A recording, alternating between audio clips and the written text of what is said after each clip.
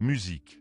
Il existe un phénomène véritablement extraordinaire qui se produit une fois par an, précisément à la fin d'un cycle et au passage au suivant. Il y a un moment où les frontières entre le monde visible et le monde invisible, entre la réalité quotidienne que l'on peut voir et toucher et les réalités spirituelles qui demeurent habituellement cachées, s'amenuisent de façon surprenante. Rudolf Steiner, cet éminent chercheur des mondes invisibles, avait une compréhension profonde et très précise de ce phénomène. Il appelait cette frontière entre le monde physique et le monde spirituel le seuil, et il enseignait qu'il existait des périodes particulières de l'année où cette séparation, habituellement ferme et bien définie, s'affaiblissait, devenant plus perméable et plus facile à franchir. Et selon lui, la fin de l'année était précisément l'un de ces moments. C'était un moment où le seuil s'affaiblissait exceptionnellement. Un moment où les réalités spirituelles pouvaient se rapprocher considérablement du monde physique. Une période où la compréhension, la sagesse et la connaissance spirituelle étaient accessibles d'une manière habituellement inaccessible. Pour Steiner, la raison de cet affaiblissement de fin d'année était liée aux rythmes cosmiques fondamentaux.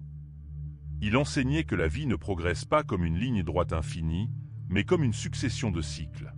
Et ces cycles n'étaient pas de simples conventions mathématiques, mais l'expression d'une profonde intelligence cosmique qui guidait l'évolution de la conscience. Il y avait des rythmes quotidiens. Pendant le sommeil et le repos, la barrière entre les mondes physiques et spirituels s'amincissait. Il y avait des rythmes hebdomadaires, mensuels et annuels, liés au mouvement de la Terre autour du Soleil, aux saisons et aux transformations de la nature au fil des mois. Steiner enseignait que la fin de l'année, ce moment où l'ancienne année s'éteignait et où la nouvelle commençait à naître, était le point critique de ce cycle annuel. C'était le moment où les forces qui régissaient l'année s'affaiblissaient, où les anciennes énergies se dissolvaient et où les nouvelles ne s'étaient pas encore pleinement manifestées. C'est pourquoi c'était une période de transition extraordinaire, un temps où ceux qui étaient normalement séparés pouvaient se rencontrer et où des réalités habituellement distinctes pouvaient s'interpénétrer. Steiner offrait une vision très concrète de la nature de ce seuil. Pour lui, le monde spirituel n'était pas quelque chose de vague ou d'imaginaire. C'était aussi réel que le monde physique, voire plus réel encore, d'une manière plus profonde. Le monde physique était l'expression extérieure des réalités spirituelles. Chaque forme visible avait une origine spirituelle. Chaque structure matérielle avait un pendant invisible. Si nous ne percevons généralement pas ce monde spirituel, c'est à cause de l'existence d'une séparation, d'une barrière, le seuil. Ce seuil n'était ni malveillant ni accidentel, mais une composante nécessaire de la trame de la réalité. Sans cette séparation, si les réalités spirituelles étaient toujours à portée de la conscience ordinaire, les êtres humains seraient submergés et incapables de fonctionner au quotidien. Le seuil existait donc comme une protection. Il nous permettait de vivre pleinement dans le monde physique sans être constamment distraits ou submergés par les réalités spirituelles. Cependant, Steiner enseignait aussi que ce seuil n'était pas totalement impénétrable. À certains moments, dans des états de conscience spécifiques et durant des périodes particulières du temps cosmique, le seuil pouvait s'affaiblir. Il devenait alors possible de voir au-delà, d'accéder à des réalités qui restaient normalement cachées. Et la fin de l'année était précisément l'un de ces moments. Durant cette période, l'affaiblissement du seuil représentait une opportunité exceptionnelle. Celle d'accéder à une sagesse habituellement inaccessible, de comprendre des réalités cachées et d'établir une relation plus consciente avec les mondes spirituels. Steiner expliquait cela par la progression cyclique de l'année. Après le solstice d'hiver dans l'hémisphère nord, la Terre entrait dans un état d'introspection. Les plantes dormaient, les animaux hibernaient et les êtres humains tendaient naturellement vers l'introspection. Avec l'arrivée du printemps et de l'été, cette énergie se dilatait, la nature s'éveillait et la conscience se tournait vers l'extérieur. Mais après le pic de lumière et de chaleur, le processus s'inversait, une contraction, un retour à l'intérieur. Ce rythme d'expansion et de contraction, selon Steiner, était le rythme fondamental de la vie et de l'évolution de la conscience. À la fin de l'année, au point de contraction maximale, le seuil s'amincissait car l'énergie collective était dirigée vers l'intérieur, vers une profonde introspection et le domaine spirituel. Cela facilitait l'accès aux réalités spirituelles. Steiner enseignait également que durant cette période, certaines entités spirituelles devenaient plus. Des forces actives existaient. Il y avait des êtres soucieux du bien-être humain, tels que les anges gardiens, voués à un authentique développement spirituel. Mais il y avait aussi d'autres forces, moins bienveillantes, les forces arimaniennes associées à l'illusion, à la tromperie et à la tentative de maintenir l'humanité prisonnière du matérialisme et de l'ignorance spirituelle. Lorsque le seuil s'affaiblit, les deux types de forces purent plus facilement s'approcher du monde physique. Par conséquent, cette période fut le théâtre d'une véritable lutte cosmique entre les forces qui aspiraient à l'évolution spirituelle de l'humanité et celles qui cherchaient à l'empêcher. Une vérité essentielle fut alors révélée. Durant les derniers jours de l'année et les premières nuits de la nouvelle, chacun avait la réelle opportunité de choisir consciemment son camp. Il était possible de s'ouvrir à la guidance des êtres spirituels bienveillants ou de résister délibérément aux influences qui cherchaient à maintenir la conscience dans l'obscurité. Ce faisant, on influençait non seulement son propre développement spirituel, mais aussi celui de toute l'humanité, car pour Steiner, l'évolution humaine dépendait des décisions individuelles conscientes. Steiner a décrit des pratiques spécifiques pour cette période. Le premier principe était la contemplation sincère de sa propre vie, une réflexion profonde sur ses choix et son développement personnel. Cela créait un espace propice à l'action des forces spirituelles bienveillantes. Le second était la prière authentique, non pas une répétition mécanique, mais une communication vivante avec des réalités spirituelles supérieures. Le troisième était la méditation authentique, la création d'un silence intérieur permettant d'entendre les voix subtiles du monde spirituel. Il expliquait également le symbolisme profond de la lumière à cette période. La fin de l'année coïncide avec la période de moindre ensoleillement, et cette obscurité représente spirituellement l'ignorance et l'illusion. Par conséquent, allumer une bougie ou une lumière pendant cette période n'est pas un simple geste symbolique, mais un acte spirituel conscient, une participation à la victoire de la lumière sur les ténèbres. Steiner insistait sur le fait que ces enseignements n'étaient pas abstraits. La lutte entre la lumière et les ténèbres avait des implications concrètes pour la vie quotidienne et pour l'avenir de l'humanité. En examinant sa vie d'un point de vue spirituel, on créait un champ d'énergie favorisant la guidance et la protection spirituelle. Dans le même temps, il mettait en garde contre les attitudes qui affaiblissaient la conscience, telles que la passivité, le scepticisme absolu ou la peur. La voie juste était celle d'une vigilance sereine, clarté, espoir et courage. Selon Steiner, la conscience collective humaine participait activement à l'abaissement du seuil. Le passage naturel à l'introspection en fin d'année créait les conditions d'un rapprochement des mondes spirituels. Par conséquent, chacun était responsable de la manière dont il utilisait ce temps. Il pouvait s'aligner sur la lumière ou se laisser emporter par la confusion. Steiner enseignait que, même si les forces des ténèbres semblaient s'intensifier durant cette période, ce n'était pas un signe de défaite, mais plutôt la preuve que la lumière progressait. L'évolution de la conscience humaine impliquait que ces forces devaient déployer davantage d'efforts. L'issue finale, selon lui, ne faisait aucun doute. La lumière finirait par triompher car elle était en phase avec l'évolution, tandis que les ténèbres représentaient la stagnation.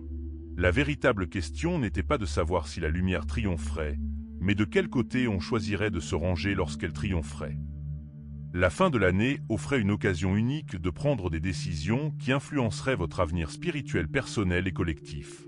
Comprendre cela transformait le quotidien en un chemin spirituel conscient. Steiner encourageait à éviter l'indifférence et l'obsession. L'attitude appropriée était celle d'une conscience sereine, d'une profonde confiance en la protection spirituelle et en la victoire de la lumière. En s'alignant consciemment sur elle, on devient un instrument par lequel la lumière peut agir dans le monde.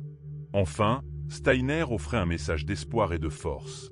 Ne sous-estimez jamais le pouvoir de vos choix. Vous n'êtes pas une victime passive. Vos pensées, vos sentiments, vos intentions et vos décisions ont un poids réel. Durant cette période particulière, les mondes spirituels sont plus proches, prêts à vous aider, mais seulement si vous choisissez consciemment de vous ouvrir à la lumière. Ainsi, l'affaiblissement du seuil en fin d'année n'est pas à craindre, mais une occasion extraordinaire. Une invitation à s'éveiller, à choisir la conscience, la vérité et la lumière.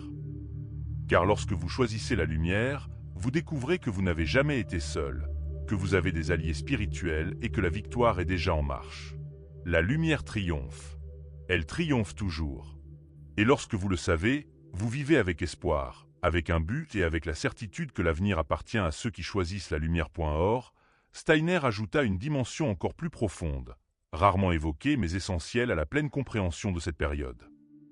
Il enseignait que l'affaiblissement du seuil affectait non seulement la relation entre les mondes physiques et spirituels, mais aussi la relation que chaque être humain entretient avec lui-même. Car, de même que le voile entre les mondes s'amincissait, le voile intérieur qui sépare habituellement la personnalité quotidienne du moi plus profond et spirituel s'amincit également. Pendant la majeure partie de l'année, la conscience humaine opère en surface. Nous nous identifions à des rôles, des habitudes, des pensées automatiques et des réactions émotionnelles répétitives. Mais à la fin de l'année, lorsque le seuil s'affaiblit, ces couches extérieures de la personnalité s'affaiblissent elles aussi. Il devient plus facile de percevoir qui l'on est vraiment, au-delà de ses peurs, au-delà de ses conditionnements, au-delà des histoires que l'on se raconte. Steiner enseignait que c'était un moment privilégié pour une rencontre authentique avec le moi spirituel. Selon lui, nombre des sentiments étranges que l'on éprouve à cette période de l'année, une mélancolie inexplicable, une profonde nostalgie, un sentiment de vide ou, à l'inverse, un espoir difficile à expliquer, ne sont pas de simples émotions psychologiques. Ce sont des signes que l'âme perçoit quelque chose de plus profond. Ce sont des indications que la conscience approche de ce seuil intérieur où la vérité spirituelle de l'être humain peut se révéler avec une plus grande clarté. Steiner expliquait que, durant cette période, les erreurs de l'année écoulée, les décisions non résolues et les leçons non apprises ont tendance à ressurgir avec plus de force. Non pas comme une punition, mais comme une opportunité. Car lorsque ce seuil s'affaiblit, la vie elle-même nous invite à voir honnêtement les aspects de nous-mêmes qui ont besoin d'être transformés. Ce que l'on aurait tendance à ignorer ou à refouler devient visible. Et cela, bien que parfois inconfortable, est un don spirituel. Il enseignait également que, durant ces jours, il existe un lien particulier entre l'être humain et ce qu'il appelait le destin en formation. L'avenir n'est pas encore cristallisé. Les forces qui façonneront la nouvelle année sont encore malléables. C'est pourquoi les décisions prises durant cette période, surtout les décisions intérieures, silencieuses et profondes, revêtent une importance capitale. Une intention claire, une résolution née du cœur, un choix fait en pleine conscience peuvent influencer le cours de l'année à venir. Steiner mettait toutefois en garde contre un usage superficiel de ce pouvoir. Il ne s'agissait pas d'établir des listes de souhaits machinalement ou de répéter des affirmations vides de sens. Il s'agissait d'un véritable alignement de la pensée, du sentiment et de la volonté. Lorsque ces trois aspects de l'être humain sont unifiés, la décision acquiert une force créatrice. Et la fin de l'année était l'un des rares moments où cette unification se produisait plus facilement et plus naturellement. Dans cette phase du cycle, Steiner affirmait que même le silence possédait un pouvoir particulier. Le simple fait de se retirer du bruit, de couper les stimuli inutiles, de réduire les paroles superflues et les distractions, renforçait considérablement le lien avec le monde spirituel. Car le silence n'était pas absence, mais présence. C'était l'espace où la guidance spirituelle pouvait se manifester sans interférence. Il enseignait également que, durant cette période, les rêves pouvaient devenir plus vifs, plus symboliques et plus significatifs.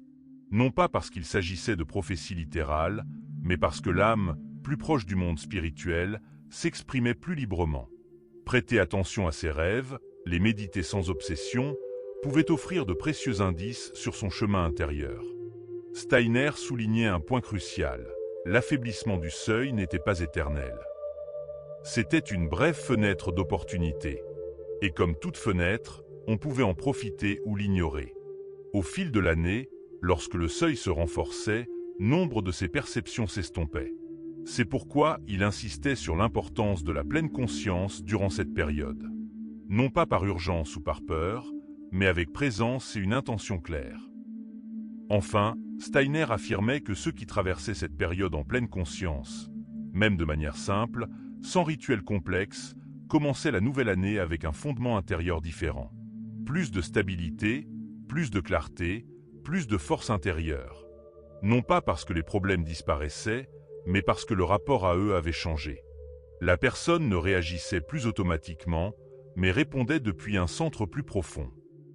C'était là, selon Steiner, le véritable cadeau de la fin de l'année. non seulement l'occasion de comprendre les dimensions spirituelles, mais aussi celle de devenir un être humain plus conscient, plus éveillé, plus en harmonie avec sa vérité intérieure. Un moment où le passé pouvait être intégré, l'avenir guidé et le présent vécu pleinement point une profondeur inhabituelle. Ainsi, cette période particulière n'était pas simplement la fin d'une année. C'était un portail. Un point de contact entre le visible et l'invisible, entre l'humain et le spirituel, entre ce que vous avez été et ce que vous êtes appelé à devenir. Et quiconque comprenait cela, quiconque le vivait consciemment, n'entrait pas dans la nouvelle année en étant la même personne. Il la franchissait transformée, avec une lumière intérieure plus stable et une connexion plus claire aux forces qui guident l'évolution de la conscience humaine.